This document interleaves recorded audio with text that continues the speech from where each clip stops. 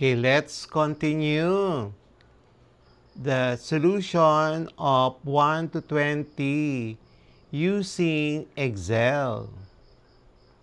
Step 1.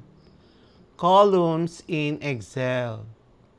Create a sheet with the following headers. Problem. And then we have a problem, then mu the claim, the sigma or S, and then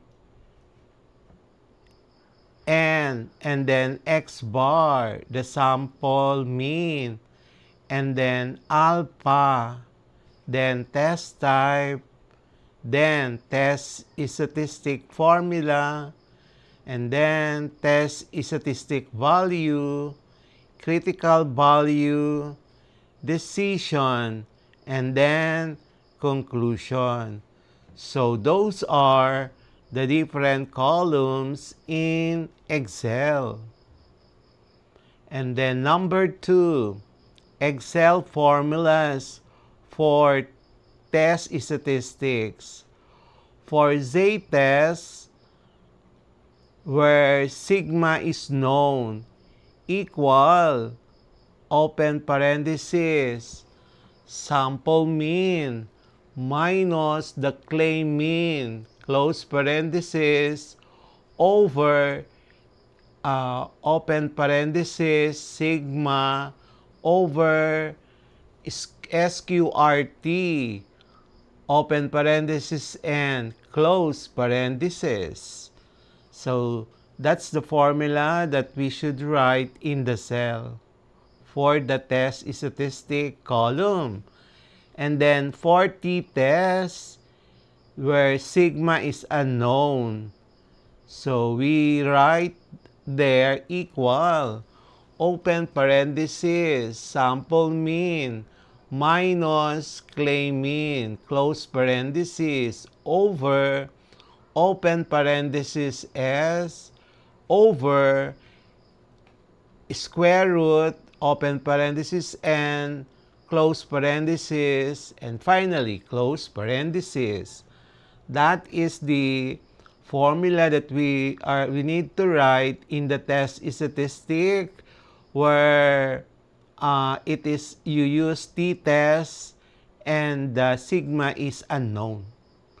So for 2 sample t-tests independent, so we have equal, open parenthesis, min 1 minus min 2 over SQRT, open parenthesis, and then another open parenthesis, S1 squared, and then over N1 plus open parenthesis, S2, and then squared raised to 2, and then over N2, open parenthesis, close parenthesis, and another close parenthesis. That is the formula that we need to write in the cell for the two sample t-tests and then independent.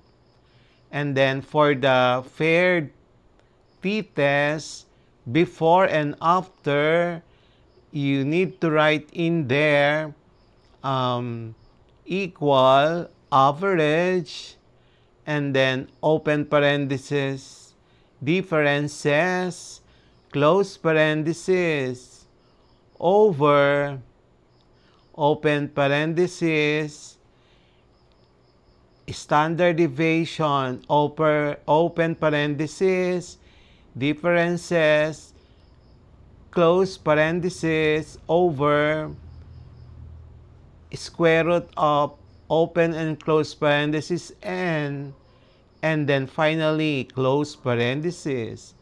That's the formula that you need to write in the cell for t-test for paired t-test before and after. So, problem number 1. Z-test and then sigma is known. So, we're given mu 1,200, sigma 100, and 50, x bar 1170, and then alpha is 0.05. So, in the cell formula, you will have equals, open parenthesis, 1,170 minus 1,200, close parenthesis, over, open parenthesis, 100 divided by square root, open parenthesis, and close parenthesis, 50, and then finally close parenthesis. The result is 2.12. Decision: reject HO since negative 212 is less than negative 1.96. So the result is negative 2.12. So the decision is to reject HO. Why reject? Because negative 212 is less than the negative 1.96. Remember, that is the, say, in our say distribution. So, remember that this calculation is done using, you can use Excel. Okay? So, using Excel, meaning you need to come up with these columns. And then from there, you need to come up with the values of the different data and use our Excel formula for z-test. Sigma is known. What is the formula for our z-test? When sigma is known, it is the first one. For z-test, sigma is known. So that's how you can compute for the value of the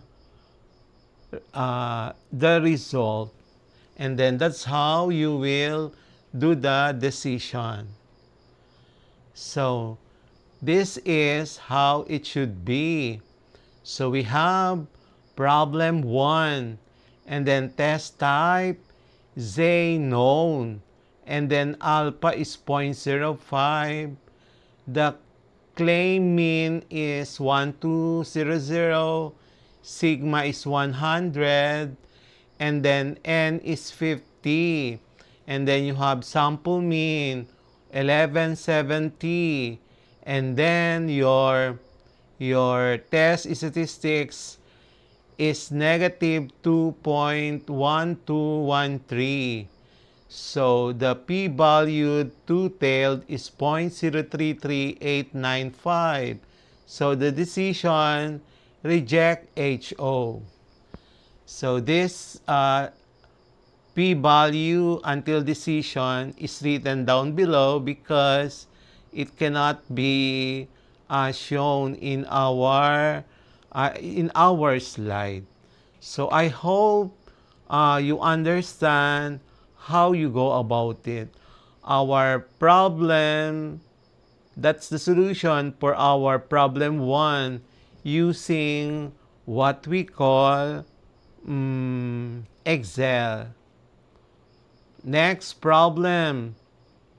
Problem number 1. A factory claims that the mean lifetime of its light bulbs is 1,200 hours, with a known sigma equal to 100 hours. A sample of 50 bulbs shows a mean life of 1,170 hours. Test the claim at alpha is equal to 0.05. So we're given the factory claim. The mean is 1,200 hours. Sigma is 150. And then the sample N is 50. X bar is 1,170. And then alpha is equal to 0.05. Test the claim. Two-tailed. Whether mean differs from 1,200.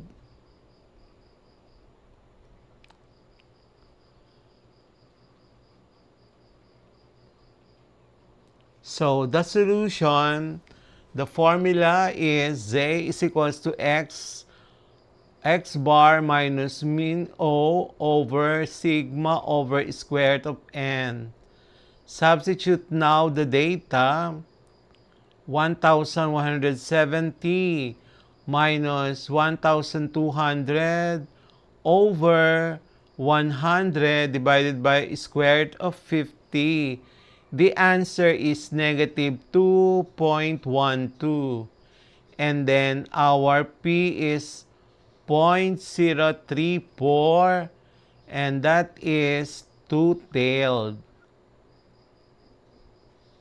P is equal to 0.034, which is less than 0.05, meaning reject HO. So there is evidence that the mean bulb life differs from 1,200 hours. Okay. Number 2. A soda company states that the mean volume in its 500 ml bottles is 500 ml. And then sigma is equal to 5 ml. And then a sample of 36 bottles gives a mean of 498.